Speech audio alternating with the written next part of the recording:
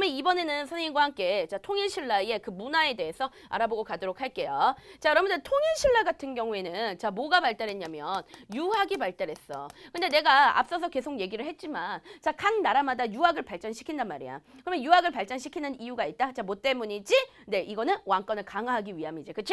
선생님이 여러 번 얘기했어. 자, 유학 교육을 하는 이유는 자, 뭐 하기 위해서? 왕권을 강화하기 위함이다. 그치?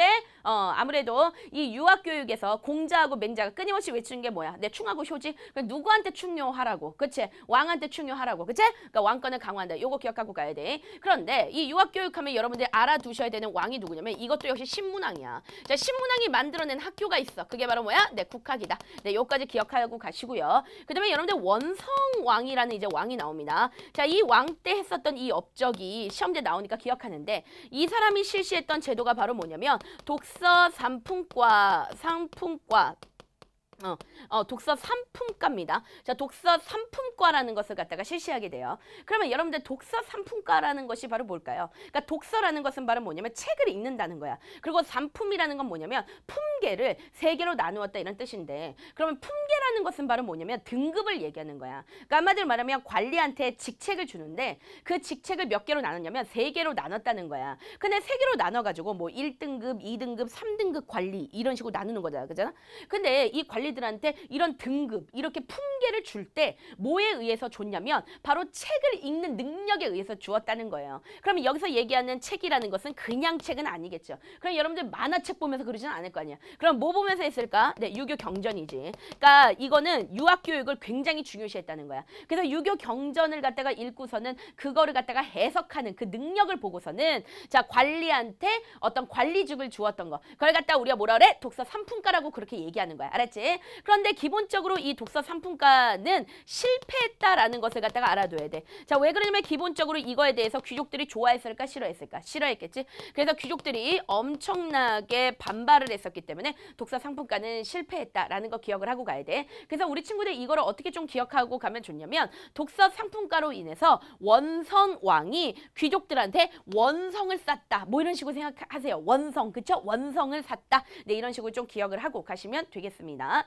자, 그러면 이번에는 이제 선생님과 함께 뭐에 대해서 알아볼 거냐면 신라 같은 경우에는 이런 유학교육이 발달했기 때문에 여기저기서 네, 유학자들이 굉장히 많이 튀어나왔어. 그런데 이 유학자들은 대부분 신라에서 공부를 많이 했었던 네, 육두품이라는 그 계층들. 그러니까 육두품이 거의 대다수야. 알았지? 자, 그럼 지금부터 한번 알아보도록 할게. 자, 대표적인 사람이 강수라는 사람이 있었고, 자, 그 다음에 네, 최치연이라는 사람, 네, 이 사람이 있었고, 그 다음에 이제 설총이라는 사람이 있었고, 그 다음에 김대문이라는 사람이 있어. 김대문.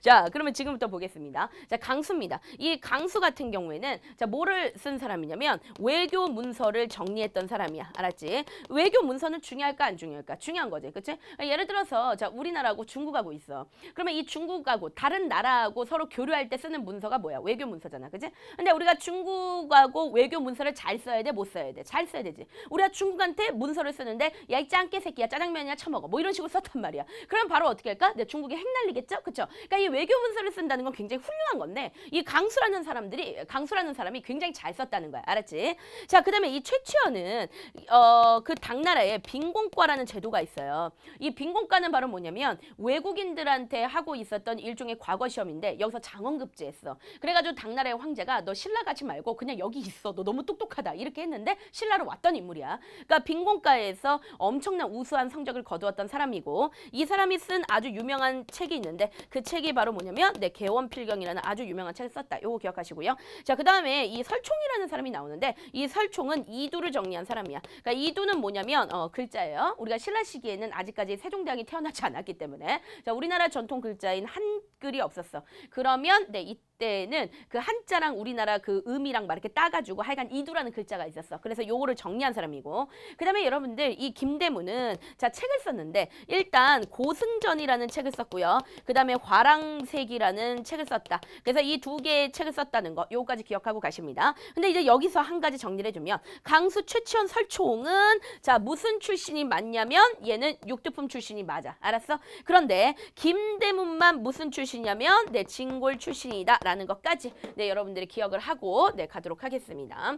자, 그러면 이번에는 네, 선생님하고 자, 그 통일신라의 뭐에 대해서 알아볼 거냐면 바로 네, 불교에 대해서 알아보도록 할 거야. 특히 이제 불교 이제 승려들에 대해서 알아보도록 할 건데 이 통일신라 같은 경우에는 불교가 엄청나게 발달했다는 거 기억을 하고 가야 된다. 자, 일단 첫 번째 우리 친구들이 기억할 거 바로 원효라는 사람이 있어요. 그런데 이 원효가 외쳤던 것들이 바로 뭐를 외쳤냐면 일심 사상을 외쳤고 그 다음에 네, 화쟁 사상을 외쳤어요. 자, 그리고 뭐를 갖다가 얘기했냐면 네, 정토 사상 을 외쳤고 그 다음에 네, 아미타 신앙이다라고 그렇게 얘기를 해. 자, 그러면 지금부터 선생님이 요것들에 대해서 설명을 좀 해주고 갈게. 자, 일단 여러분들 그 당시에 우리나라가 그 불교가 두 개로 찢어져가지고 싸우고 있었어. 그러니까 나중에 신라 하대 가면 너희들 공부하겠지만 교종이라고 선종이라는 것이 있어요. 알았어요? 그러니까 불교도 나뉘어져가지고 지들끼리 막 이렇게 쌈박질하고 있었단 말이야. 근데 그랬을 때 원효가 뭐라고 얘기했냐면 일심이라고 했어요. 일심. 그러니까 일심이라는 건 뭐냐면 하나의 마음이라는 거야. 그러니까 그 싸우지 말라는 거죠. 그치? 그러니까 우리는 다 똑같은 하나의 마음이니까 싸우지 마라. 이런 거야. 그러니까 시험 문제 하나의 마음 이런 게 나오면 일심이야. 알았어? 일심. 이걸 외친 거야. 그리고 하나의 마음을 주장했다면 이거는 누구에 대한 설명? 원효에 대한 설명이야. 그냥 그렇게 가면 돼. 아주 쉽게 그냥 생각하세요. 그 다음에 화쟁이라는 것은 뭐냐면 화가 뭐냐면 변화할 때 그 화야. 화가 뭘까? 다 이렇게 섞여가지고 그냥 녹아라 이런 뜻이야. 그러면 이 말은 무슨 말일까? 치고받고 싸지 말라는 거지. 그치? 싸우지 말고 그냥 하나로 녹아라 이런 거야. 그러니까 화쟁이야. 그 다음에 정토사상이라는 것은 뭐냐면 이 정토사상과 아미타 신앙이 같이 합쳐지는 건데 너희들 아미타 들어봤죠? 나무 아미타불 관세음보살. 이거는 뭐냐면 그 전까지만 해도 불교는 굉장히 어려운 거야. 그러니까 귀족들만 불교를 하고 있었어. 근데 원효가 막 돌아다니면서 사람들한테 야 불교 어렵지 않아 라고 얘기하면서 나무 아미타불 관세음보살 예세예 같이 외치자. 나무 아미타불 관세음보살 나무 아미타불 관세음보살 나무 아미타불 관세음보살만 외치면 너는 불교 신자가 된다라고 그렇게 외쳤던 거야. 무슨 말인지 알겠지? 자, 그래서 아미타 신앙 이런 것들을 통해서 사실 원효하면 너희들이 꼭 기억할 건 뭐냐면 원효를 통해서 이 불교가 왕족이나 귀족들만 믿고 있었던 거였는데 누구들한테 퍼진다? 일반 백성한테 퍼진다.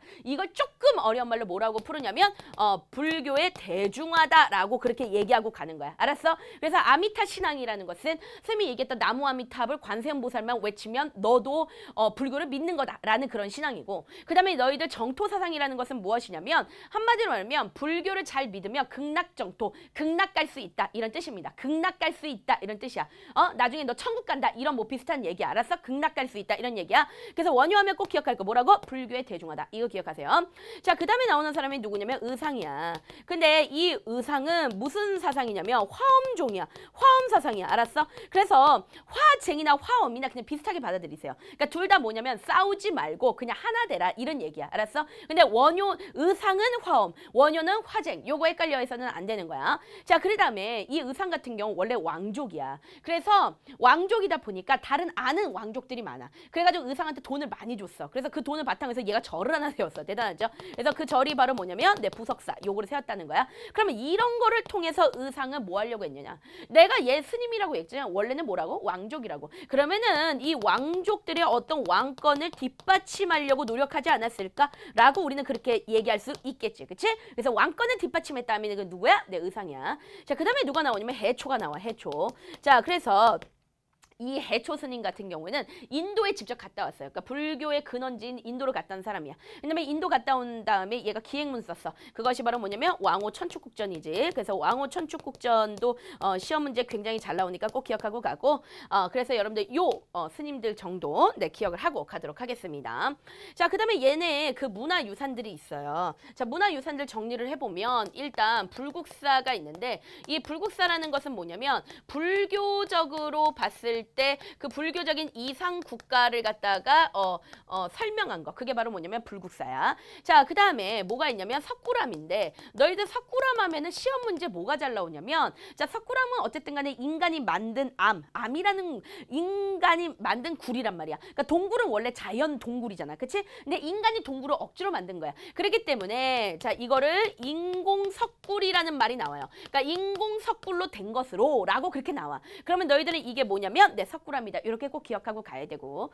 자, 그 다음에 이 불국사 안에 가면 두 개의 탑이 있지. 자, 그게 바로 뭐냐면 네, 석가탑이고, 그 다음에 두 번째는 네, 다보탑이야. 근데 너희들 다보탑 같은 경우는 지금 혹시 10원짜리 있으면 10원짜리 봐봐. 그게 다보탑인데, 다보탑은 다른 탑들과 달라요. 굉장히 어떨까요? 네, 복잡하죠. 그래서 이 다보탑 하면은 뭐라고 나오냐면 복잡한 약간 이제 그 목조 양식과 네, 비슷한 모습이다. 그러면 이게 지금 목탑이야? 아니야. 이거 석탑이야. 다보탑은 석탑이지만 마치 나무로 이렇게 해놓은 것 같이 복잡한 그런 구조를 갖고 있다는 거야. 그런 식으로 나오고, 그 다음에 이제 그 석가탑을 갖다가 이렇게 뜯어봤더니 거기서 책이 하나 나왔어. 그것이 바로 뭐냐면 네, 무구정광 대다란이경, 다란이경이 나왔다. 자, 참고로 이 석가탑을 또 부르는 말이 있어. 이거는 불국사 탑인데 이 불국사 안에서 발견됐는데 몇 층이야? 네, 3층이지. 그래서 불국사 3층 석탑이다 라고 그렇게 얘기하고 가는 거야. 자, 그 다음에 이때 뭐가 발달하냐면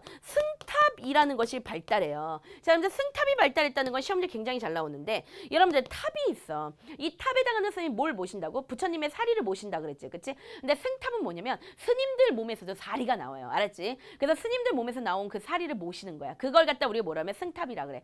그런데 이 승탑이 발달한 거는 뭐하고 관련이 있냐면 선종과 관련이 있는 거야. 요거 시험지 잘 나오니까 꼭 기억해라. 스님이 아까 그랬지. 불교 종파는 크게 교종과 선종을 나뉜다고. 그런데 선종의 영향을 받은 게 뭐라고? 네, 승탑이야. 선종이 유행하게 되면서 승탑이 만들어진 거야. 알았어? 이거 시험지 굉장히 잘 나와. 그 다음에 이 선종은 또 어디서 인기를 탔냐면 지방에서 인기를 탔어. 그래서 지방에 있는 귀족을 갖다가 우리가 뭐라 그러면 호족이라고 하는데, 이 호족이 엄청나게 후원을 한 거야. 자, 후원을 해서 만들어진 게 뭐라고? 승탑이라고. 알았어? 그러니까 승탑하면 이 두 가지 내용을 반드시 기억해야 돼. 자, 뭐 했다고? 선종이 유행하고, 그 다음에 지방 호족의 후원을 받아서 만들어진 게 바로 뭐다? 네, 승탑이다. 요거까지 네, 우리 친구들이 기억을 하고 가시면 되겠습니다. 자, 마지막으로 너희들이 조금 어려워하는 것 중에 하나가 바로 뭐냐면, 자, 발해의, 자, 너희들이 그런 부분 좀 어려운데, 자, 발해의 문화에 대해서 조금 어려워해. 너희들 발해 문화 하면은 반드시 기억할 게 뭐냐면, 얘는 발해는 무조건 누구 계승이야? 고구려 계승이야. 알았어? 그런데 고구려만 계승했다고 해서 고구려 문화만 들어가 있는 건 아니다. 자, 누구 문화까지 여기에 들어가 있냐면 네, 당나라 문화까지 들어가 있다는 거 기억하고 가야 돼. 그러면 어떤 식으로 들어가 있는지 이거를 정리하고 가야 돼. 그런데 이게 머릿속에 안 박혀 있으면 문제가 안 풀려. 왜냐면 교과서나 일반적인 문제집에는 이게 자세히 안 나와 있어요. 그러니까 너희들에게 보면 아, 그렇구나 이렇게만 하는데, 사실 시험 문제 나올 수 있는 모든 얘들을 머릿속에 완벽하게 집어넣어야지만 너희들이 어떤 문제가 나와도 다 풀 수가 있는 거야. 자, 그러면 지금부터 선생님하고 한번 지금 알아보도록 하자. 자, 일단은 여러분들 아까 선생님이 그랬죠. 정효공주 묘가 있다 그랬고, 그 다음에 정해 공주 묘가 있다라 그랬어. 그런데 이 정효공주 묘 같은 경우에는 기본적으로 벽돌 무덤이야.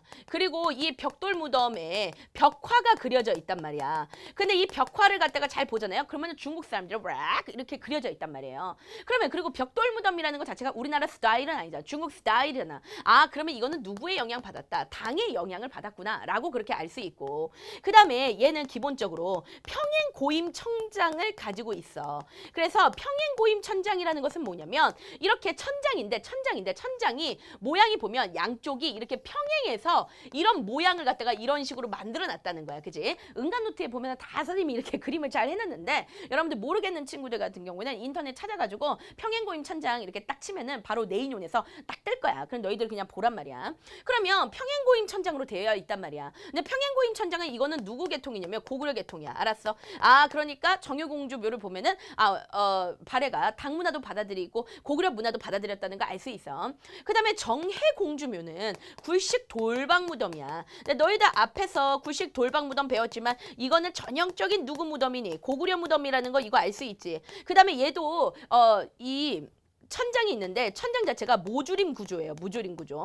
그래서 모주림 천장 가지고 있다. 모주림이라는 건 뭐냐면 천장을 위에서 이렇게 보잖아. 위로 이렇게 천장을 보면 천장이 이런 식으로 생겼어. 약간 다이아몬드 모양으로. 근데 이 모를 또 줄여가지고 이렇게 또 네모 박스를 만들어. 그리고 또 줄여서 이렇게 만들어. 이게 모를 계속 줄이는 거야. 미치겠네 이거. 네, 거의 뭐 리미트인데. 네, 리미트 알아들을 수 있나요? 네, 여러분들 고등학교 수학 용어인데 선생님은 알아.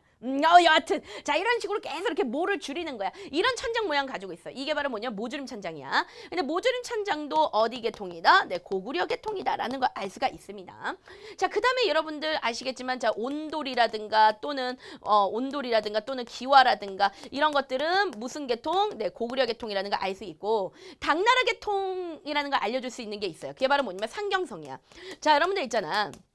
그 당나라의 수도가 장안이야. 근데 장안을 갖다가 잘 보잖아. 그러니까 산에 올라가서 장안을 이렇게 내려다보면 장안 자체가 어떻게 생겼냐면 이게 장안이면 이런 식으로 생겼어요. 여러분들 지금 쌤이 그린 게 바로 뭔지 알아? 도로야. 알았어? 그러니까 마치 요즘에 막 신도시처럼 이렇게 도로를 굉장히 잘 깔아놨단 말이야. 그래서 이 장안성을 보고 그대로 발해가 쫓아간 게 바로 상경성이야. 그러니까 여러분들 자, 이 상경성 같은 경우에는 누구의 영향을 받았다고 볼 수 있니? 당의 영향을 받았다고밖에 볼 수가 없는 거죠. 그죠? 자, 그리고 그뿐만 아니라 또 당의 상성 육부제 같은 거 이런 걸 받아들였을 때 아, 이건 당나라의 영향을 받았구나. 이런 것들 알 수 있는 거지. 그래서 이 부분이 시험제 잘 나온다고 내가 얘기하진 않겠는데 그러나 이 부분이 시험제 나왔을 때 많은 아이들 그냥 틀려버려. 왜냐면 이렇게 자세히는 몰라요. 그런데 우리 친구들은 아는 거야. 네, 좋습니다. 자, 그렇기 때문에 여러분들 발에 선생님하고 적당히 여기까지 좀 정리하고 가고요. 그 다음에 이제 선생님하고 뒤에 가서 또 공부하겠습니다. 네, 또 공부하겠습니다. 빠이. 네.